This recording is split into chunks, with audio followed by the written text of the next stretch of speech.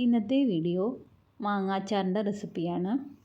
വളരെ എളുപ്പത്തിൽ ചെയ്തെടുക്കാൻ പറ്റുന്ന ഒരു മാങ്ങാച്ചാറിൻ്റെ റെസിപ്പിയാണ്. എന്നാൽ വളരെ ടേസ്റ്റിയാണ് ഈ അച്ചാർ. നിങ്ങൾ വീഡിയോ ഒന്ന് കണ്ടു നോക്കുക.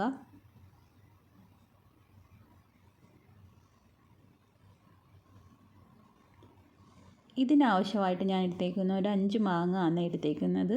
നമുക്ക് ആവശ്യാനുസരണം എത്ര മാങ്ങ വേണമെങ്കിലും നമുക്ക് എടുക്കാവുന്നതാണ്. ഞാനൊരു 5 മാങ്ങ ഇപ്പോൾ എടുത്തിട്ടുണ്ട്. ഈ രീതിയിലാണ് ഞാൻ മാങ്ങ കട്ട് ചെയ്തെടുത്തേക്കുന്നത്. ഇതിലേക്ക് ഒരു 1/2 ടീസ്പൂൺ ഉപ്പ് ചേർത്ത് കൊടുക്കാം. ഒരു 1/4 ടീസ്പൂൺ മഞ്ഞൾപ്പൊടിയും ചേർത്ത് കൊടുത്ത് ഇത് നന്നായിട്ടൊന്ന് മിക്സ് ചെയ്ത് ഒരു 10 മിനിറ്റ് മാറ്റി വെക്കണം.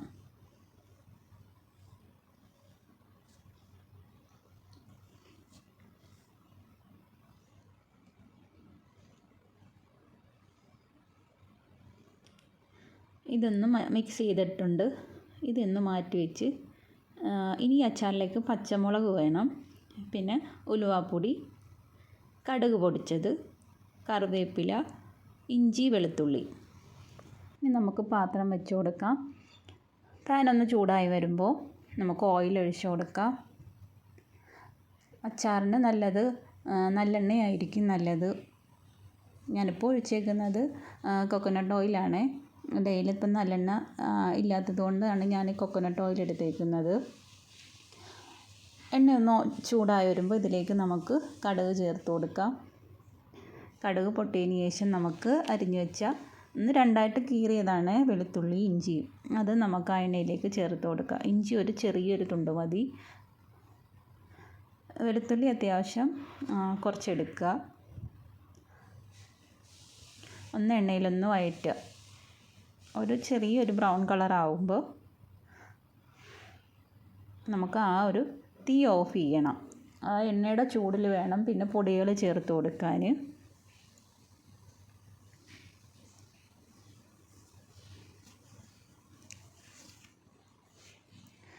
നമുക്ക് കറിവേപ്പില ചേർത്ത് കൊടുക്കാം.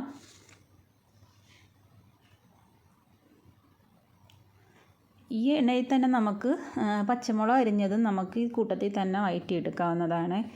പിന്നെ പച്ചമുളക് ഞാൻ ചേർത്ത് കൊടുത്തിട്ടില്ല. ആ മാങ്ങയിൽ തന്നെ ഒന്ന് അഴുകി കിട്ടുന്നതിന് വേണ്ടിയിട്ടാണ് പച്ചമുളക് ഇതിൽ ചേർക്കാഞ്ഞത്.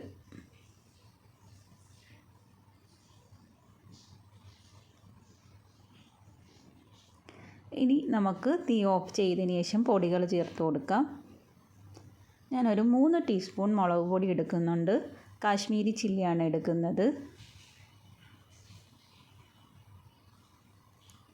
ഇനി ഇതിലേക്ക് ഒരു 1/2 ടീസ്പൂൺ ഉലുവാപ്പൊടി ചേർത്ത് കൊടുക്കുന്നുണ്ട്.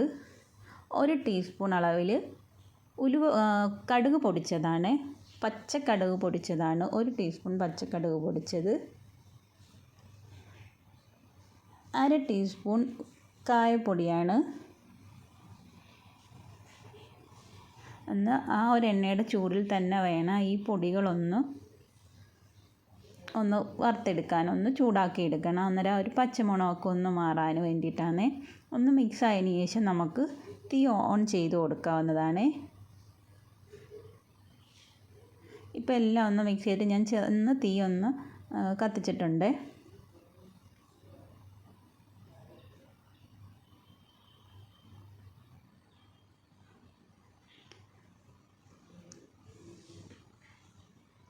ഇനി ഇതിലേക്ക് നമുക്ക് അരിഞ്ഞു വെച്ച മാങ്ങ ചേർത്ത് കൊടുക്കാം. ഞാനിതിലേക്ക് മഞ്ഞൾപ്പൊടി ചേർത്ത് കൊടുത്തിട്ടില്ല. മാങ്ങയിൽ നമ്മൾ മഞ്ഞൾപ്പൊടിയും ഉപ്പും മിക്സ് ചെയ്ത് വെച്ചത് കൊണ്ട് ചേർത്ത് കൊടുത്തിട്ടില്ല. ഉപ്പ് നമ്മളിനി നോക്കിയതിന് ശേഷം മാത്രമേ ഉപ്പ് ചേർത്ത് കൊടുക്കാവുള്ളൂ.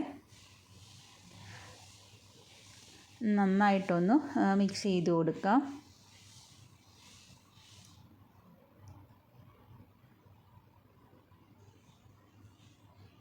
ചെറിയ തീയിലിട്ട് വേണം ഇതൊന്ന് മിക്സ് ചെയ്യാൻ. ഇല്ലെങ്കിൽ മാങ്ങ പെട്ടെന്ന് വെന്ത് പോകും. മാങ്ങ നന്നായിട്ട് വേവിച്ചെടുക്കരുത്.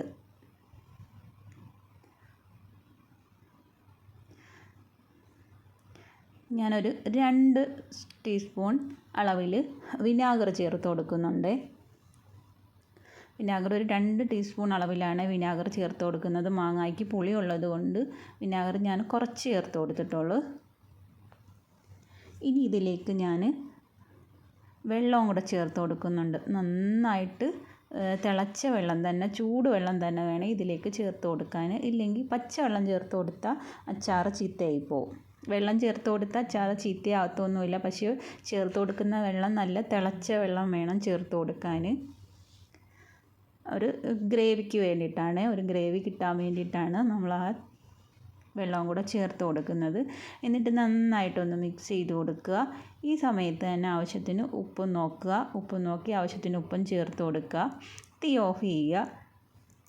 നമ്മൾ ചൂട് വെള്ളം ഒഴിച്ച് കൊടുക്കുമ്പോൾ മാങ്ങ പെട്ടെന്നല്ലേ തീയും കൂടെ കിടന്നു കഴിഞ്ഞാൽ പെട്ടെന്ന് വെന്ത് പോകും. തീ ഓഫ് ചെയ്തതിന് ശേഷം മാത്രമേ നമ്മൾ വെള്ളം ചേർത്ത് കൊടുക്കാവുള്ളൂ. ഇതിപ്പോൾ നമ്മുടെ അച്ചാർ ഇവിടെ പരുവമായിട്ടുണ്ട്.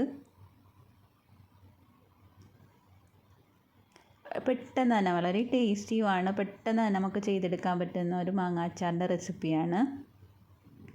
ഇതിപ്പം 2 days ആകുമ്പം തന്നെ അച്ചാർ നന്നായിട്ട് അഴുകി നല്ല ടേസ്റ്റി ആയിട്ടിരിക്കും. വെന്ത് പോകരുത്. ചെറിയായിട്ടൊന്ന് മാങ്ങ ഒന്ന് നമ്മളിട്ട മാങ്ങ ഒന്ന് വാടുന്ന രീതിയിൽ എടുക്കണം.